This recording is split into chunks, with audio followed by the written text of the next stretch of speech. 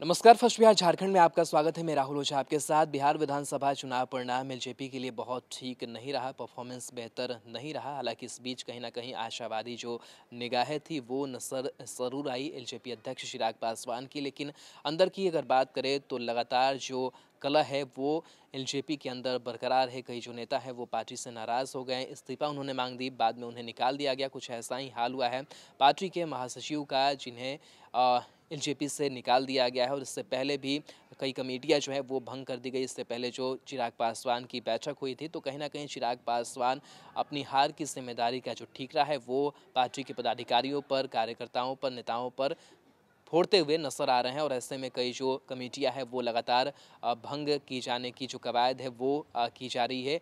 और इस बीच जो खबर है वो निकल करके सामने आई है, जहां पार्टी महासचिव को बाहर का रास्ता दिखा दिया गया है। लोक जनशक्ति पार्टी नेतृत्व ने प्रदेश महासचिव केशव सिंह को पार्टी से निकाला है। केशव सिंह ने पार्टी अध्यक्ष चिराग पासवान से इस्तीफा मांगा था। उन्होंने सोशल मीडिया पर पार्टी के टूटने की भी भविष्यवाणी की थी। इसके बाद उनके खिलाफ कार्रवाई की गई। एलजेपी के प्रदेश मीडिया प्रभारी कृष्णा सिंह ने बताया है कि राष्ट्रीय अध्यक्ष चिराग पासवान के निर्देशानुसार बिहार प्रदेश के अध्यक्ष प्रिंस राज ने पार्टी विरोधी कार्य में संलिप्त होने के आरोप में पूर्व प्रदेश महासचिव केशव सिंह को 6 साल के लिए पार्टी से निष्कासित कर दिया है। दरअसल विधानसभा चुनाव के बाद केशव सिंह ने पार्टी नेतृत्व के खिलाफ मोर्चा खोल रखा था। उन्होंने सोशल मीडिया पर पार्टी के सांसदों के अलग होने की भविष्यवाणी भी कर दी थी। इसके बाद पार्टी ने उनके खिलाफ कार्रवाई की। एलजेपी से निकाले जाने के बाद केशव सिंह ने कहा कि चिराग पासवान संस्थापक रामविलास पासवान के बताए रास्ते से भटक गए हैं।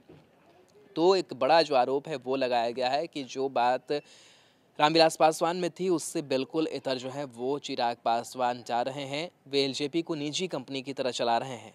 उन्होंने साथ ही आरोप लगाया कि वे अपने एक पीए की सलाह पर काम कर रहे हैं, जबकि सांसदों और नेताओं की कोई पूछ नहीं है। और इसकी जो नाराज़गी है वो पार्टी के अंदर कहीं ना कहीं देखी जा रही है। और ऐसे में जो फहरिस्त है वो लंबी हो सकती है कि कौन कौन से और जो नेता है वो नाराज़ है। हालांकि एलजेपी में ऐसा देखा गया, कई जो पुराने नेता थे उन्होंने साथ छोड़ दिया।